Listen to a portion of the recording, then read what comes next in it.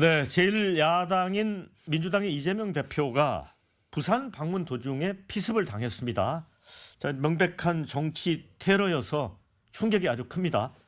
2시간 정도의 이제 수술을 거쳐서 지금 이제 안정 상태를 보이고 있습니다만은 자, 이게 이제 향후 총선에 어떤 영향을 미칠지 여야도 이런 부분을 많이 좀 고심을 하는 것 같습니다.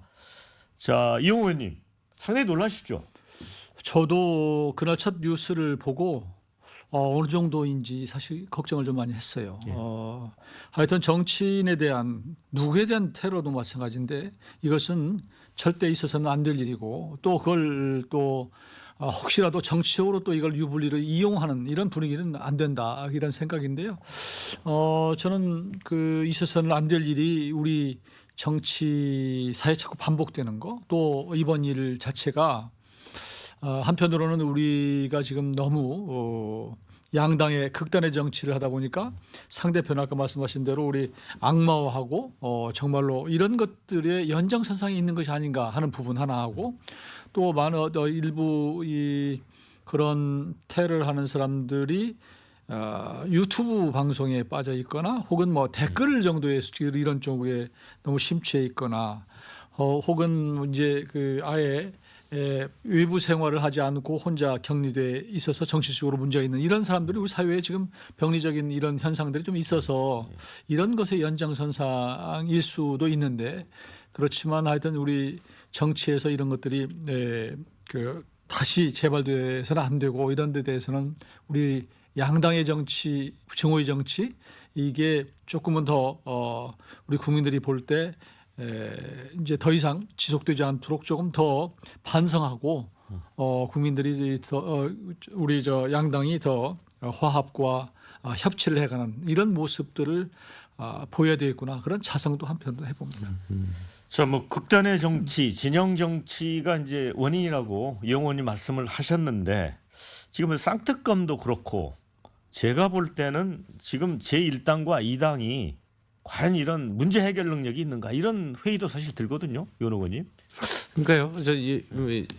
정치하면서 이런 식의 토론 자리에서 100% 공감이라고 하는 용어로 쓰기가 굉장히 힘든데 조금 아까 이영호 의원님 말씀하신 내용에 대해서 뭐 저희 원칙과 상식 의원들 뭐 우리 1년 전부터 아니면 2년 전부터 계속해서 주장해 왔던 바이기도 하고요. 정말 거의 단 하나도 틀리지 않을 정도로 100% 공감하고요.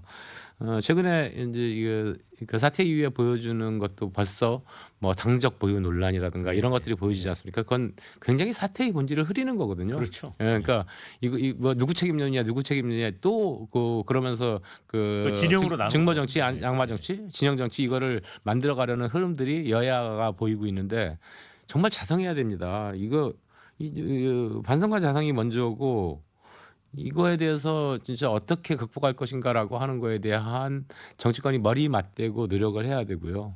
제가 이제 그런 예전에 제가 과방위원장 맡았을 때 네. 지금 뭐 유튜버도 그렇지만 포탈도 뉴스를 보여주는 게 다르지 않습니까? 그래서 이제 그 뉴스를 보여주는 거를 알고리즘을 공개해라. 그래서 만약에 진보적인 사람이 그 진보적인 것만 보는 게 아니고 그 보수적인 것, 진보적인 거 한번 노출시키면 하루는 보수적인 걸 노출시킴으로 해가지고 좀 그 공평한 그 평균적 시각을 제공하는 이러한 그 제도 도입이 필요하지 않겠느냐라고 하는 법을 내놨는데 아직도 이것이 법이 통과가 안 되고 있죠. 그러니까 이런 것들을 어떻게 제도적으로 개선하고 뭐 할 것인가라고 하는 거에 대한 국회에서의 논의도 필요하고요. 뭐 언론도 그렇고 종교인도 그렇고 뭐 등등 사회의 지도 집단이라고 하는 분들이 정말 이 문제에 대해서는 심각하게 바라보고 극복을 위해서 머리를 맞대고 노력을 해야 될 것이라고 보여집니다. 그래서 선거가 필요한 것 같아요. 그러니까 선거를 통해서 싹 그러니까 우리 국민들이 볼 때 의원으로서의 어떤 양식과 소신과 철학을 갖지 않는 사람도 좀 정리해 줬으면 좋겠어요. 원래 헌법에 돼 있잖아요. 뭐죠 우리 법에 국회의원은 국민을 대표해서 양심에 따라서 하도록 돼 있는데 그런 분 찾아보기가 우리 이원호 의원님 등 빼놓고는 별로 많지 않아요, 사실은. 그래서 오로지 공천 신경 쓰고 오로지 당대표 잘 보여서 이 진영의 정치에 편승을 해서 다시 국회의원 되는 거 이 목표로 하는 사람이 많거든요. 그래서 이런 부분에 대해서 좀 구분을 좀 해서 우리 유권자들이 좀 이번 총선에서는 심판을 해줬으면 좋겠다고 생각이 들고요. 이번 이재명 대표의 피습 사건 관련해서도 아까 이제 본질을 흐리는 여러 가지들이 나오는 게 좀 불편하더라고요. 예를 들면 이제 부산대병원에서 서울대병원으로 옮긴 것 비판. 예를 들면 뭐 할 수 있다고 생각해요. 그렇지만 그걸 또 다시 의료 격차를 예를 들면 의료 지방 의료를 더 활성화하고 한다면서 왜 본인은 이리 왔냐 이런 것들이 꼬리에 꼬리를 물고 자꾸 이어지는 것들은 사실은 그건 정말 본질적인 문제는 아니다. 그렇기 때문에 오히려 더 우리 정치가 더 좀 반성하고 또 정책적으로 잘 해나가야 되겠구나 하는 그런 생각을 해봅니다. 맞습니다. 그러니까 생태학자 최재천 교수님이 하신 네. 요즘 뭐라고 그러시냐면요. 이거 오래전부터 써보셨는데 그 자연을 바라보니까 자연은 적대적이지 않고 공존하더라. 네. 근데 거기에 싸움이 없는 게 아니다. 경쟁한다. 네. 내가 살아남기 위해서 경쟁을 하지만 그 속에서 협력을 하더라. 그래가지고 경협이 중요하다. 우리 그런 말씀들을 계속 하시는데 대한민국도 이제 정치가 그 싸움이 아니고 경협을 하는 그런 정치가 만들어진다면 하는 생각이고요. 근데 저는 이런 생각도 해봅니다. 그러니까 공천 시스템이 이제 또 아마 진영에 투철한 분들이 더 많이 공천이 되고 예. 22대 국회는 더 악화될 것이다라고 하는 예측들을 많이 하지 않습니까? 그래서 야 이게 인성 검사를 해가지고 인성 검사를 반드시 반영하는 네. 그 결과를 이런 공천 시스템을 좀 심사 항목 중에 하나를 그런 걸 좀 도입해 보면 어떨까 하는 이런 생각도 듭니다. 네. 이제 뭐 여야 각 당이 이제 공천을 할 텐데 저는 요즘 이런 생각이 들더라고요. 아까 이제 극단의 진영적 사고를 가진 사람들이 공천을 많이 바뀌어야 되는 게 현실인 것 같고요. 그렇다 보니까 예를 들어 야당인 경우는 이재명 대표에 대해서 그 용비어 청가랄까요? 이걸 부르고 또 국힘은 또 윤석열 대통령에 대해서 그런 분들 또 반대로 국힘은 민주당 쪽에 민주당 의원들은 국힘 쪽에 굉장히 거친 말로 이렇게 공세를 펴서 근데 그런 거를 좀 공천에서 좀 걸러버려야 되는 거 아니에요? 정말? 근데 그게 딜레마라고 생각해요. 그러니까 당의 지도부로 봐서는 잘 싸우는 의원에게 평가를 받는단 말이에요. 예. 로열티가 있다, 오히려 네. 충성도가 있다 이렇게 평가를 받는데 국민들이 볼 때는 전혀 아니죠. 그러니까 기본적으로 이 정당이라고 하는 데가 국민을 보고 정치를 않는 거예요. 저도 여러 차례 사실은 뭐 당내에서도 얘기를 했습니다만 우리가 국민을 보고 정치를 한다고 말은 그러면서 네. 결국 누구를 보느냐? 서로 상대당을 보는 거예요. 상대당을 제압하면은 이긴다고 생각하는 그 발상을 좀 벗었으면 좋겠는데 결국은 저는 뭐 정치라고 하는 게 늘 우리가 상대를 이긴다고 해서 국민의 마음을 얻는 건 아니거든요. 그러니까 결국은 이 여야 간의 어떤 정치는 국민의 한 사람 한 사람의 마음 속에서 이루어지는 거다. 그러니까 그 여의도 내에서 정치 싸움이 이루어지는 것이 아니고 국민의 마음 속에가 정치 어떤 전쟁터다. 정치에 그런 차원에서 어떻게 국민의 마음을 얻을 것이냐를 고민하는 것인데 그래야 되는데 사실은 늘 보면 상대를 잘 싸우는 사람, 싸워서 거친 말로 해서 제압하는 사람, 거기에 카타르시스를 느끼는 그 아주 저 골수 우리 팬덤의 정치 여기서 벗어났으면 좋겠는데 현실적으로는 그게 쉽지 않은 것 같아요. 네. 예, 그러니까 김영삼 대통령이 보여준 하나의 척결이라든가, 네. 그리고 이제 새로운 민주 국가를 만들겠다라고 하는 그 의지, 그다음에 김대중 대통령이 보여줬던 그 용사화해를 통한 국민 통합의 정치, 뭐 노무현 대통령이 보여줬던 뭐 특권과 반칙이 없는 나라, 뭐 이런 것들이 사실을 우리 정치가 좀 이어받아야 될 과제인데 그 이후에 이제 MB 대통령 이후 지난 문재인 대통령까지 그 진영 정치에 빠져가지고 더 이상의 국민통합이라고 하는 과제가 실천되지 못한 것, 이것이 지금 한국 정치에서 가장 큰 문제고, 그것이 이제 윤석열 대통령 들어서면서 이제 그때는 또 공교롭게도 소수 여당의 거대 야당 이렇게 되니까 이 둘 다 한치도 그 양보할 수 없는 이러한 조건들이 처해진 것 같습니다. 네. 국민들께서 이번에 정말 어떤 정당을 심판하고 새로운 미래를 열어갈 것인가, 이 대한민국의 시대 정신은 무엇인가라고 하는 것을 명확히 좀 보여주셨으면 합니다. 네. 이번에 이제 이재명 대표 피습 사건 터졌을 때 저는 제일 먼저 이낙연 전 대표 얼굴이 떠오르더라고요. 아 이게 상당히 당황스럽겠구나. 그래서 어쨌든 신당 창당 시기가 조금 늦춰질 것 같다는 느낌도 들고요. 또 한 가지는 당내 이제 개혁파 우리 이원욱 의원님이 대표적이십니다만은 원래 3일날 이제 기자회견을 열고 탈당 여부를 포함해서 여러 가지 이제 스텝을 발표하기로 돼 있었는데 미뤘잖아요. 네. 자 이거를 이제 어떻게 갈까요? 그러니까 지금 이재명 대표의 이번 기간이 어느 정도 될지에 대해서는 예측하기 힘들고요.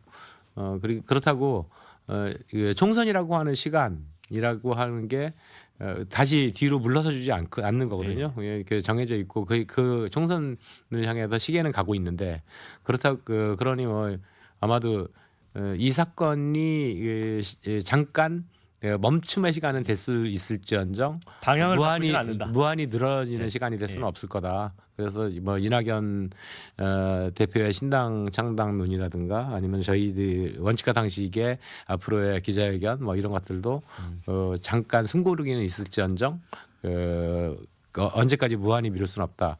그래서 아마도 다음 주 정도에는 그런 거에 대한 저희들도 고민들을 해야 되지 않겠나 싶습니다.